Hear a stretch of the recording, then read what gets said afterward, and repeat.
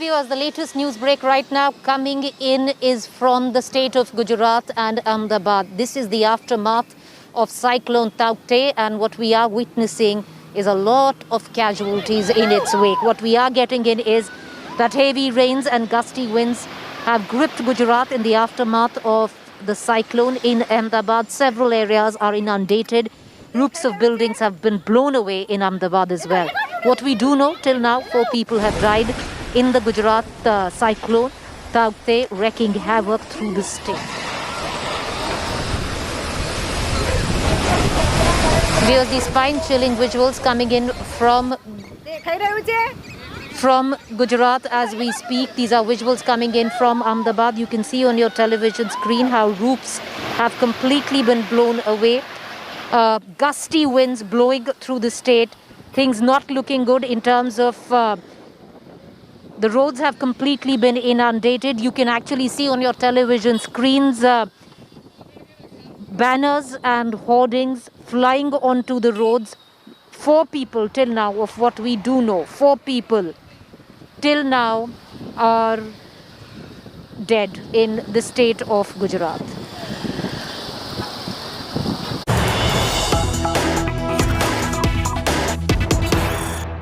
Is that the cyclone is moving towards Delhi. I'm reporting out of Delhi. We're already seeing a light drizzle. It's overcast. It was extremely windy just about 20 minutes ago. But the path of the cyclone now, of course, moving forward. Heavy damage where the state of Gujarat is concerned. The cyclone wreaked havoc in its aftermath.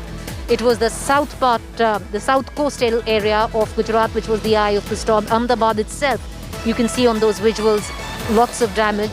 But Delhi now also expecting rain due to the cyclone, which is of course moving inwards into the mainland.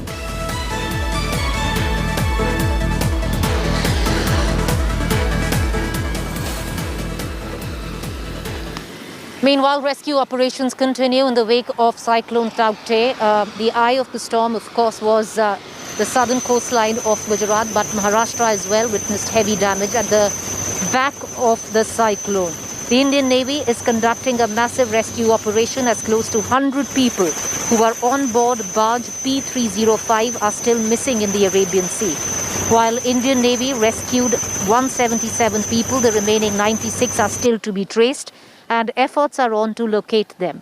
Around-the-clock rescue operation is underway to save the stranded. The second barge, Gull Constructor, which went adrift off Kolaba coastline post, has 137 people on board. All 37 crew members have now been rescued.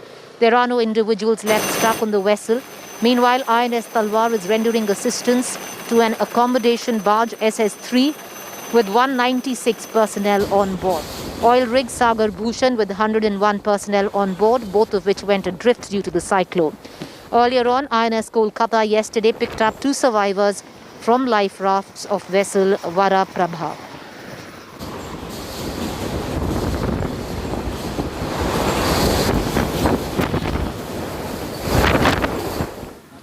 All right, viewers, now the cyclone is moving inwards into the mainland. Delhi is in fact seeing extremely cloudy skies. We're already witnessing a light, steady drizzle through the course of this evening.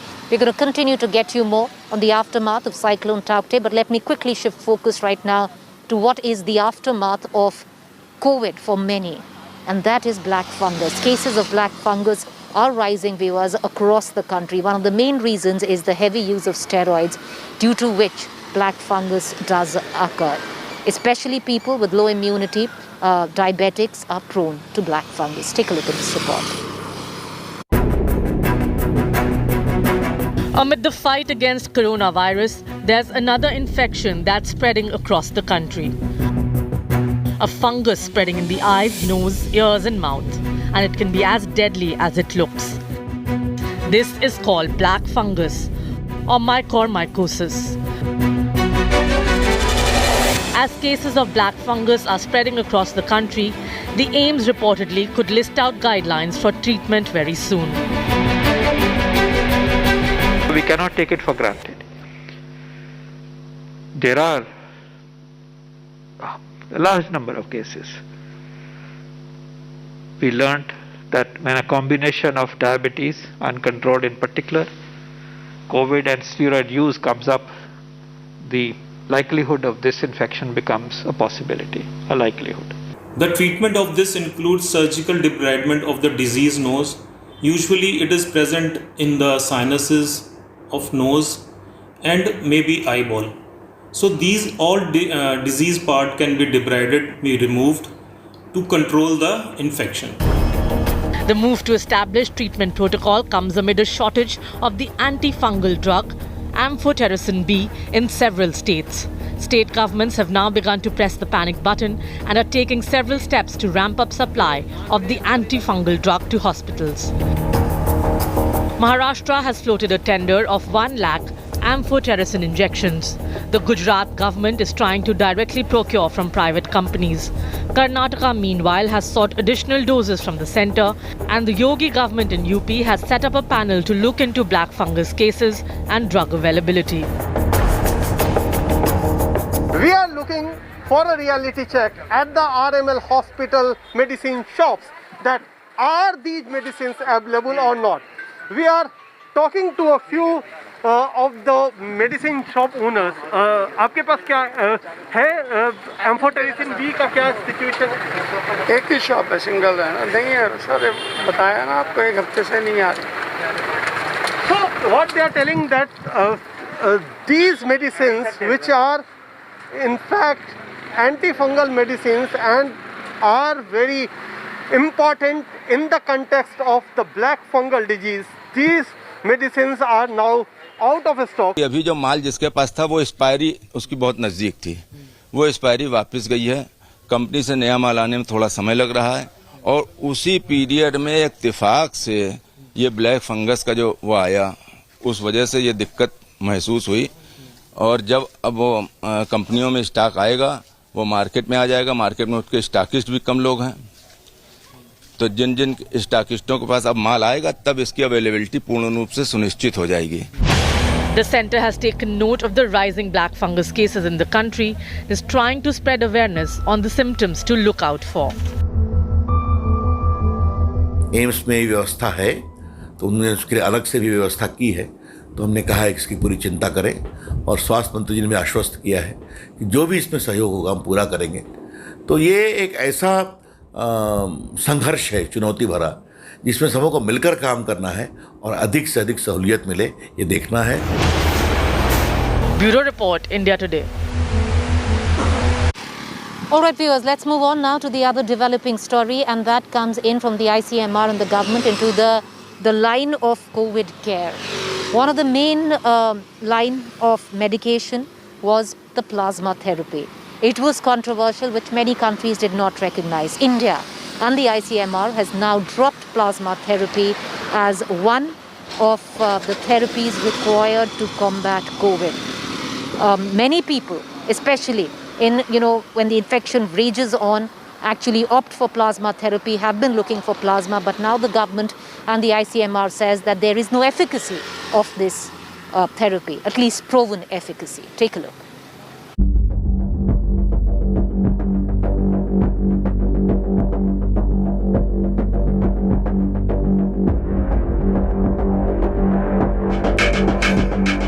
It's a full 360-degree turn on the use of convalescent plasma therapy in India.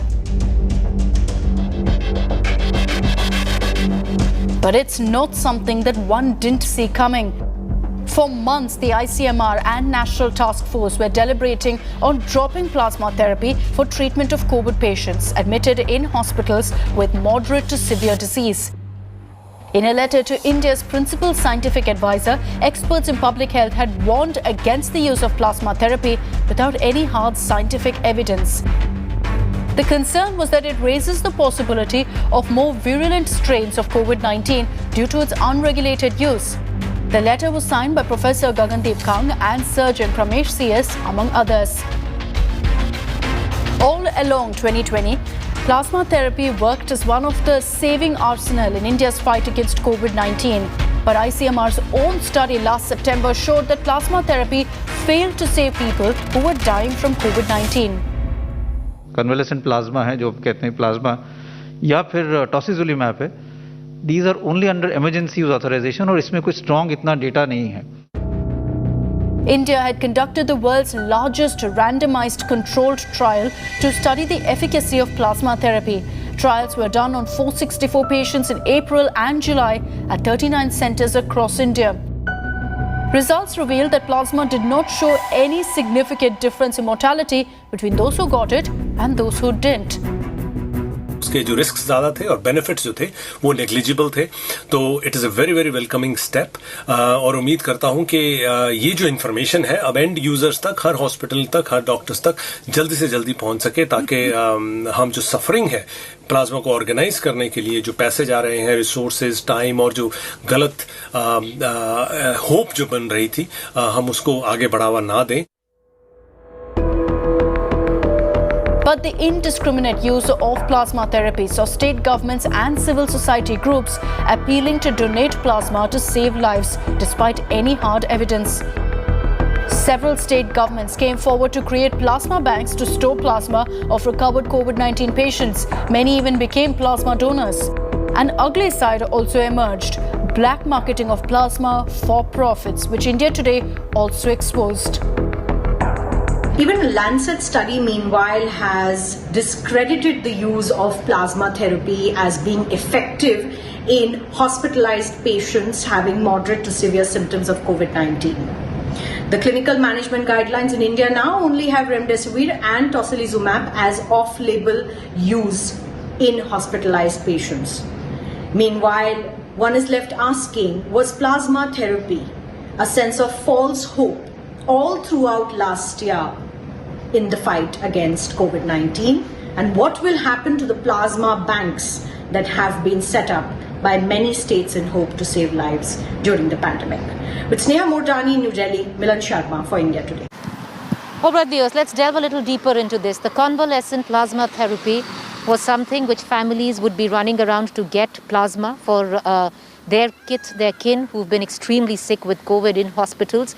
It's been till now a part of the COVID protocol. However, it has now been dropped as COVID protocol therapy by the government, by the ICMR. It was always controversial in terms of many countries suggesting that it never quite worked. The efficacy was extremely weak. Now, what is the COVID protocol where India is concerned? It's still a grey area. My colleague Sneha Murdani with more. Plasma therapy has been dropped from India's treatment protocol. Top scientists say this was much needed. Experts say that this has been doing more harm than helping. By the time antibodies are administered, most patients have gone past the need for additional antibodies.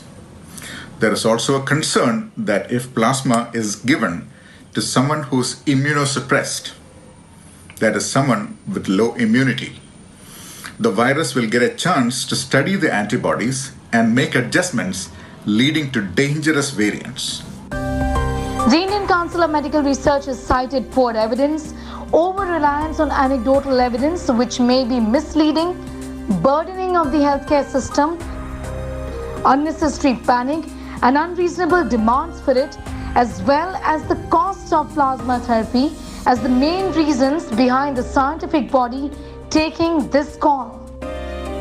But the government does admit that when it comes to SARS-CoV-2, we have made little progress in finding a treatment. We've made huge research as far as vaccine is concerned, but developing an antiviral drug has not been that rapid, and that's because viruses are always difficult to treat in terms of developing drugs, because like we've seen, they tend to change, they tend to mutate, and therefore you are really chasing the virus rather than developing strategies. Factor this in. In India's treatment protocol, whichever medicines are used are repurposed drugs. These drugs are under investigation and there is little evidence to show that they work effectively. Therapies based on low certainty of evidence are ivermectin, which is an anti-parasitic drug, hydroxychloroquine, which is a 100-year-old medicine used for malaria and other ailments, and inhalational budesonide, which is to control wheezing and shortness of breath. Then there are off-label medicines like tocilizumab and medicines that have got emergency use authorization like remdesivir. What about other medications like blood thinners, heparin and steroids? The government says restrict the use and only use when the doctor advises. When the patient is moderately ill, anti-inflammatory or immunomodulatory therapy should be considered. This involves the use of steroids like dexamethasone. Heparin should be used only if there is no contraindication. HRCT chest should be done only if the condition is worsening. Biomarkers like CRP, D-dimer, CBC, KFT, IL-6 are all to be done if the condition is only worsening. The same applies to the patient if he is moved to an ICU. What do we now know about dexamethasone? Well, this is an inexpensive steroid that's being used in India. It modulates the immune response. It helps in treating autoimmune diseases such as rheumatoid arthritis. It is also used to treat other inflammatory conditions such as allergies, breathing disorders, skin conditions, among others. It was first produced in 1957 and has been in use since 1958. But it can only be used during moderate illness and on doctor's advice. The wrong usage is triggering mucormycosis of black fungus. Now, indiscriminate use of steroids, as we are seeing of late, is leading on to the increase in the blood sugar levels of a lot of individuals. This makes very easy for the mucor to go and invade the system. The novel coronavirus has thrown up challenges like never before. Like other countries, India too is using what it has at its disposal at best to manage the infection. In the absence of a definitive treatment for this infection, it is not unusual for the treatment protocol to change. In fact, there is a possibility that the treatment protocol could change even further in days and weeks to come. In New Delhi, Sneha Mordani for India Today. Let's shift focus right now to the state of Karnataka. After the peak of Delhi and coronavirus raging through India's rural belt, especially in the states of Uttar Pradesh, Punjab, Madhya Pradesh, Karnataka is peaking. However, the testing is extremely slow in the state of Karnataka. The government only playing catch-up. Karnataka has been consistent with its rise in daily COVID cases, but the last few days have seen a sudden dip. Does that mean the lockdown has had a significant impact, or is the Karnataka government tracing and testing less? According to the state's recent health bulletin, Karnataka, which was testing 1.75 lakh a day, now tests just over 1 lakh a day. The state's positivity rate is still high at 27.84%. Mounting heat on the Yediyurappa government, former Chief Minister Siddaramaiah has accused the government of falsely projecting a dip in COVID cases. Both Government of India and State Government of Karnataka, they have failed miserably in controlling the corona disease. It has surpassed Maharashtra. Karnataka is number one, more than 41,000. I have written more than 10 letters after this second wave is started. But none of my letters is replied by the government of Karnataka. The BBMP defends the fall in number of tests, saying people in Bangalore are hesitating to get tested. And since the lockdown, companies aren't getting their employees tested anymore.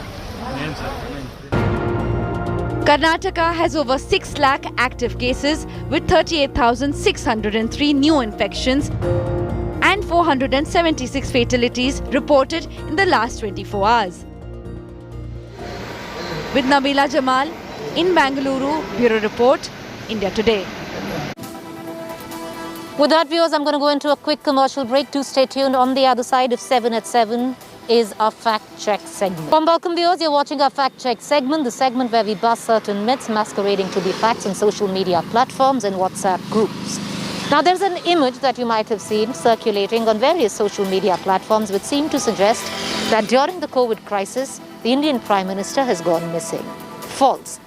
There has been absolutely no newspaper which has actually circulated this picture to suggest the same. This is fake news. With that quick fact check, time for us to wrap up this edition of 7 at 7. Do stay tuned. Up next is To The Point.